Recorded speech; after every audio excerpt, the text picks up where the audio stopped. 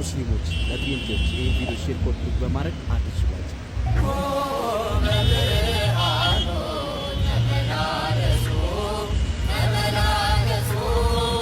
ፕሮቴስታንቶች መስቀል አደባባይ ላይ ፕሮግራም አላቸውና በዚህ ፕሮግራም በተዘጋጀው መድረክ ላይ በትናንትናው ዕለት ዝናብ ሲዘንብ ነበርና በዚህ ዝናብ ምክንያት ብዙዎች እየተደሰቱ እሰይ ይበላቸው ይበላሽባቸው አይነት አስተያየት ሲሰጡ እያየው ነው። በነገራችን ላይ ይሄ ፕሮግራም የኦርቶዶክስ ቢሆንና እንደዚህ አይነት ዝናብ ቢዘንብ ሁሉም ሰው በአንድነት ጸበል ነው እግዚአብሔር ነው ያዘነበልን፣ ሰሞኑን በፀሐይ እየተቃጠለን ነበርና ፀሐዩን እያጠፋልን ነው ተመስገን ነው ይላሉ።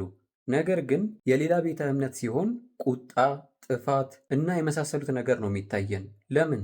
ክርስትናችን እኮ የሚያዘን ቢቻላችሁስ ከሁሉ ጋር በሰላም ኑሩ ነው የሚለው። ስለዚህ በኢትዮጵያ ውስጥ የሚደረጉ የትኛውም ቤተ እምነቶች የሚያደርጉትን ነገር ባንደግፍም እንደዚህ አይነት ምቀኝነት ግን ከኛ አይጠበቅም።